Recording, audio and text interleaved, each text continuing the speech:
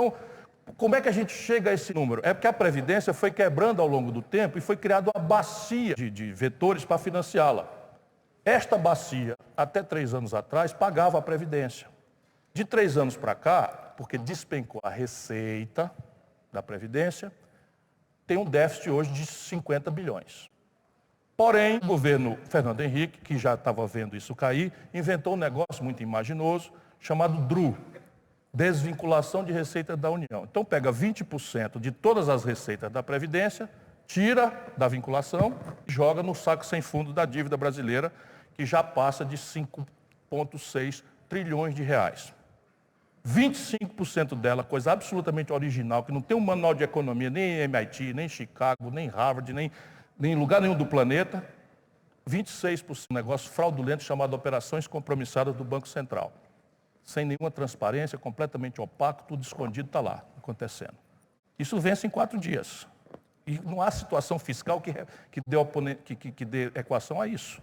Não há, pode inventar, reforma que quiser, se a situação patrimonial do país tiver esse perfil, tanto que o governo Lula passou 8 anos com superávites cavalares na história do capitalismo mundial, não tem esse precedente. 8 anos de superávit médio de 2,5%, né? Superávit primário de 2,5%, dívida, do ponto de vista nominal, explodiu. Embora como proporção do PIB tenha caído e já explodiu na mão da Dilma, que continua sem saber nada do que aconteceu, o trem passou, ela não viu nada. Então, o grande problema do Brasil é esse. E a Previdência tem 2 tarefas, e eu termino. E nenhuma das 2 está considerada. A primeira, garantir dignidade aos aposentados, é uma óbvia. Mas a segunda é atacar um problema estrutural mais grave do Brasil, que é a nossa tradição de baixíssimo nível de formação bruta de capital. Então, a grande ferramenta moderna no mundo de elevar a poupança doméstica, sei o que não há desenvolvimento sustentado, é o conjunto de poupanças compulsórias ou voluntárias que a população trabalhadora tem feito no mundo. No caso brasileiro é o seguinte, pergunta ao povo do Banco do Brasil, Previ, da Caixa Econômica, FUNCEF, ou da Petrobras, Petros, com todas as bandalheiras que se fazem ali, no governo Fernando Henrique e governo Lula, igualzinho, a roubalheira generalizada, tal, com tudo isso, nenhum deles quer mudar de regime. Pergunta se eles querem ir para o RGPS, o Regime Geral de Previdência. E o Brasil não teima em seguir discutindo que o problema nosso é parametrização. Não é. Não é parametrização, porque o Brasil é muito diferente. Uma mulher nordestina rural não vive 62 anos. Eu não posso equiparar essa idade mínima a um trabalhador intelectual do ar-condicionado. O policial dá 40 anos de correr atrás de bandido, onde é que já se viu isso no mundo? Um professor dá 40 anos de aula, onde é que já se viu isso no mundo? Pessoas que lidam com atividades insalubres e perigosas por natureza delas mesmas, como é que pode ter o mesmo regime? E aí não manda ver, como tem uma verdade de que é preciso equilibrar, você manda a coisa com casca e tudo, sem conversar com ninguém. Ninguém conversou com ninguém, surpreendeu todo mundo, manda um pacote cheio de pegadinha. Por exemplo, tem uma pegadinha lá, Meirelles, que permite que, por lei complementar, desconstitucionaliza, reduzam-se as idades de aposentadoria dos magistrados dos tribunais superiores. Com isso, o Bolsonaro, igual como fez o Chaves, nomeia 6 ministros do Supremo Tribunal Federal. Nós vamos votar contra 100% dessa reforma, se eles não quiserem abrir uma discussão para corrigir isso, e aí temos propostas alternativas. Eu tenho para mim que esse conjunto de disparates tem sido adredemente manipulados para nos distrair aos brasileiros. E, assim, todo mundo acha que é uma certa paranoia e tal, mas eu conheço o ramo, tenho quase 40 anos de vida pública, a vida inteira, né, cuidando dessas coisas e tal, e eu nunca vi alguém, no dia seguinte de ser eleito, não descer do palanque e fazer um esforço para, pronto, acabou a briga, chega todo mundo aqui, vamos conversar, o que é que a gente pode fazer? Porque a eleição é natural que você, né, vai para o máximo de desagregação. E se é presidente do Brasil, nessa conjuntura e com essa complexidade, o tamanho do problema, vocês não têm ideia. Nós estamos aqui fragmentando as coisas, várias percepções diferentes, primiciais de análise das coisas. Sim, mas veja um homem desse, né? Quanto serviço prestou ao Brasil, candidato a presidente da República, experiente, vivido, administrador privado de sucesso, com a passagem extraordinária do Banco Central, né, do Brasil. O ministro está fazendo, não foi nem tanto, porque estava muito limitado ali. não teve tantas oportunidades, não por ele, ele continua a mesma figura. E o Brasil optou por um idiota. Assim, não é idiota como palavrão, é idiota como está nos dicionários. Sabe, uma pessoa com incapacidade de pensar em abstrato, de raciocinar e tal. Então, ele assume e ele não desce do palanque. E eu não vou entrar nesse jogo de distração. Se vocês olharem, olha, nós tivemos 2 ou 3 dias de distração sobre a cor, isso depois da eleição, estou falando do governo, sobre a cor da roupa dos meninos e das meninas. Nós tivemos não sei quanto tempo de distração com relação às coincidências, né, do Queiroz. Queiroz tem 10 homicídios no lombo, era chefe de gabinete do filho no 02, enfim, o alucinado que acabou de chamar o Hamas para a briga, que é presidente da Comissão de Relações Exteriores do Senado Federal da República Federativa do Brasil, por onde passa por primeiro os tratados e convenções internacionais do país. Então, isso tudo aqui não pode ser burrice, isso tudo junto. Aí, em 1964, para ser comemorado, os generais que eu conheço, com quem você deve ter tido a mesma impressão, estão horrorizados. Porra, para que isso? Para eles, né? Porque eles querem que isso seja esquecido.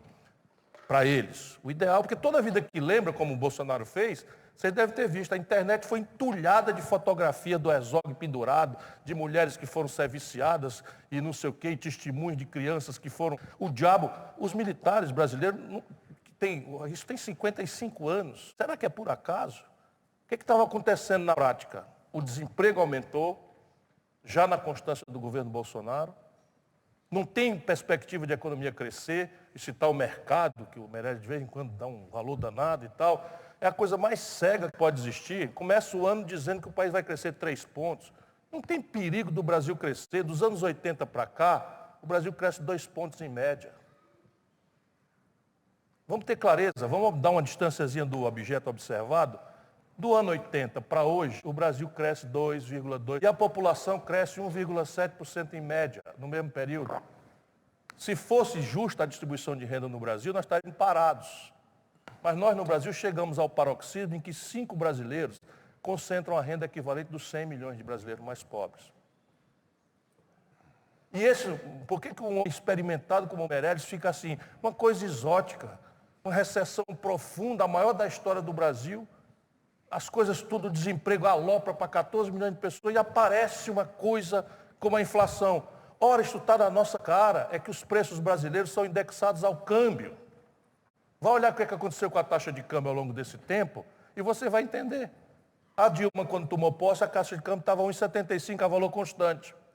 Quando ela foi derrubada, a taxa de câmbio estava 4,30 a valor constante. Se o Lula aumentou em 4 vezes a capacidade de consumo do povo brasileiro, em termos relativos, a Dilma diminuiu pela metade. Por isso, e o Fernando Henrique lá atrás, é o mesmo filme. O real aconteceu, foi um truque, bem intencionado, muito tecnicamente muito bem feito, mas era um truque. Qual era o truque? Percebemos finalmente que congelar preço, tabelar preço não funciona e que existe um preço relativo, que se eu mexer com ele e eu posso fazê-lo de forma suja e clandestina, eu controlo os outros todos. A taxa de câmbio, compreende? Aí nós lançamos o real a 1 por 1 por decreto. Taxa nominal brasileira de câmbio, quando o real foi lançado pelo Fernando Henrique, e eu sei que os técnicos todos eram todos contra o plano. Noites tenebrosas de discussão, por isso que eu virei ministro. Os técnicos todos, olha, não há a menor condição. Se lançar o plano sem antecedência das reformas, diziam eles, André é péssimo, é baixa, Bracha, Bresser, todos eles, vai ser a maior hiperinflação do mundo. Porque a premissa era, qual?